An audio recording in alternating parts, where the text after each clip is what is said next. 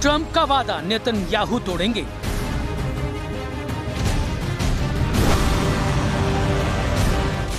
Lebanon की धरती एक बार फिर युद्ध के मुहाने पर है।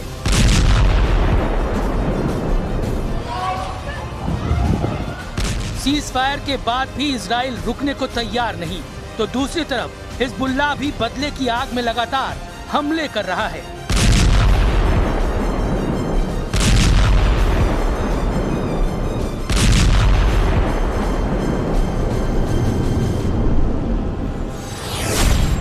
सवाल है, क्या ट्रंप के चक्कर में लेबनान हार रहा है इजराइल?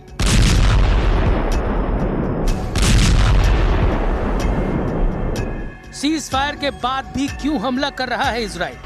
इस जंग में क्या है हिजबुल्लाह की भूमिका? क्या लेबनान पर अटक गई है ईरान की शर्त? इजराइल के प्रधानमंत्री नेतन्याहू ने साफ कहा है कि यूएस ईरान के बीच 2 हफ्ते का सीज़फायर लेबनान पर लागू नहीं होता।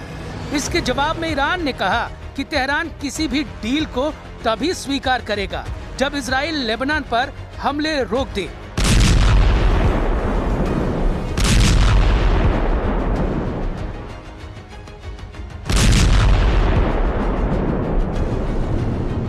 पाकिस्तान की मध्यस्थता में अमेरिका और ईरान के बीच 2 हफ्ते का सीज़फायर हुआ। डील के तहत सीज़फायर को सभी फ्रंट पर लागू करने का फैसला लिया गया, जिसमें लेबनान भी शामिल है।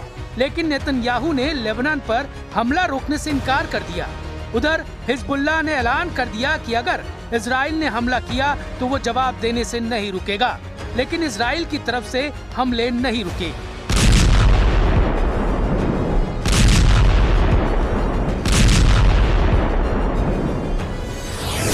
दक्षिणी लेबनान में इजराइल ने टायर और आसपास के इलाकों को टारगेट किया।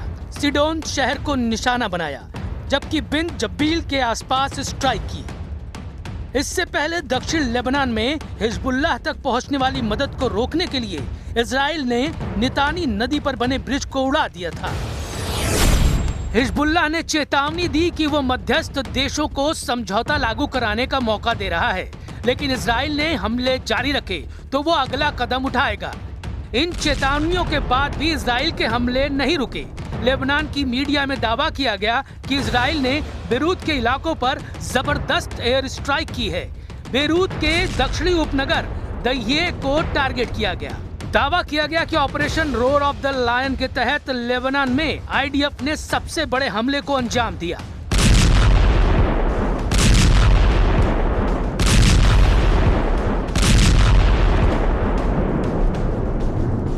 מהלומת פתע מאות מחבלי חיזבאללה במפקדות ברחבי לבנון.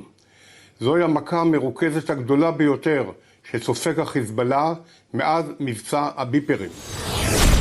10 मिनट में 100 कमांड सेंटर और हिजबुल्लाह के सैन्य ठिकानों को टारगेट किया गया।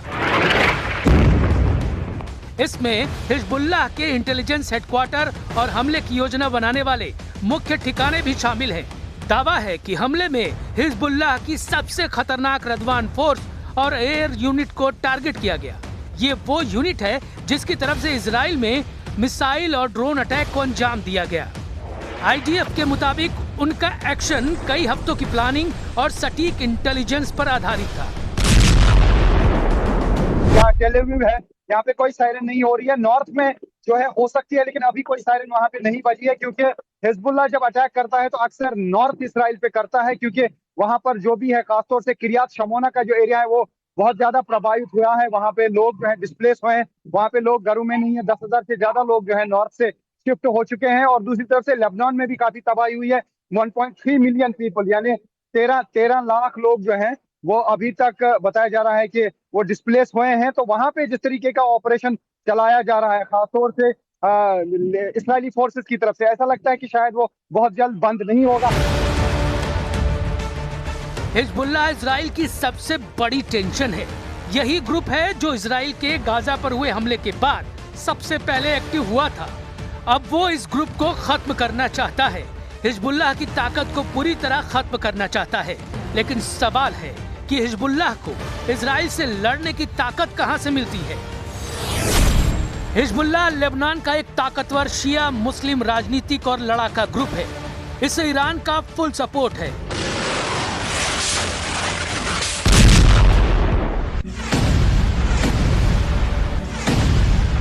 And if the Israeli attacks continue against Lebanon, I'm sure it would complicate the situation and it would have some consequences.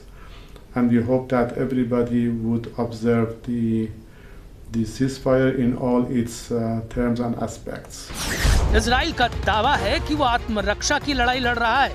Israel ने हिजबुल्लाह को ईरान का प्रॉक्सी बताते हुए अपनी सुरक्षा के लिए खतरा बता दिया है। 2024 के सीज फायर के बावजूद हिजबुल्लाह ने हथियार जमा किए और फिर खड़ा हो गया। हिजबुल्लाह ने मार्च में रॉकेट दागकर इजराइल को दोबारा जंग में घसीट लिया। इजराइल का इरादा हिजबुल्लाह को पूरी तरह से हथियार विहीन करना है और यही वजह है कि इजराइल हिजबुल्लाह के rocket stock, command centre, financial network पर टूटा पड़ा है। इजराइल दक्षिणी लेबनान में सिक्योरिटी बफर जोन बनाना चाहता है ताकि 8 अक्टूबर 2023 जैसी स्थिति पैदा ना हो।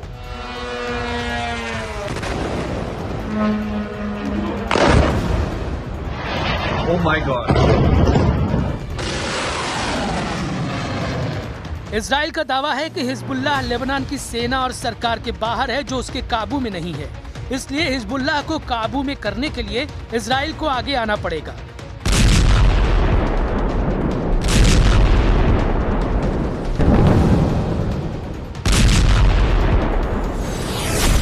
इजराइल ने अब तक हिजबुल्लाह के 3500 से ज्यादा टारगेट्स पर हमले किए हैं, जबकि 1000 से ज्यादा हिजबुल्लाह लड़ाकों को मारने का दावा किया है। इजराइल ने दक्षिणी लेबनान में कब्जे की लड़ाई को जारी रखने का ऐलान किया है। उधर हिजबुल्लाह ने भी अपना स्टैंड एकदम क्लियर कर दिया है। उसने कहा है कि वो ईरान का बदला ले रहा है। खमनेई की हत्या के बाद ये डिफेंसिव एक्ट था, लेकिन अब इजराइल लेबनान पर लगातार हमले कर रहा है, जिसका जवाब वो हर हाल में देगा।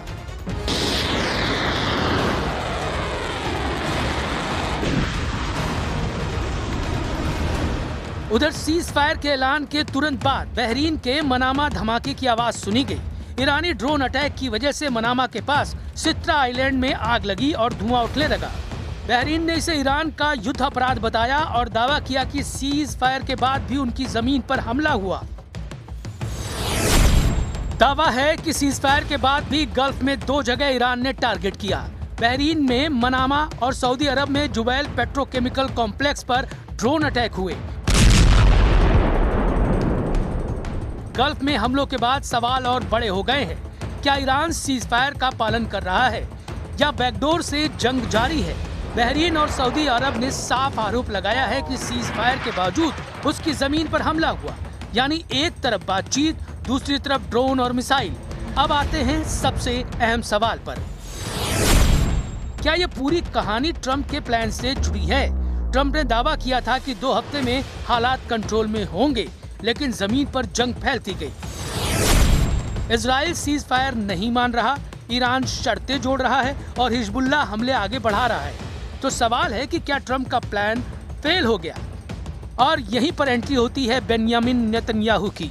नेतन्याहू साफ कर चुके हैं कि लेबनान पर सीज फायर लागू नहीं होता। मतलब इजराइल इस जंग को अपनी शर्तों पर लड़ रहा है। उसका फोकस क्लियर है, हिजबुल्लाह खत्म करो, बॉर्डर सिक्योर करो और ईरान के नेटवर्क को तोड़ो। लेकिन असली खेल इससे भी बड़ा है।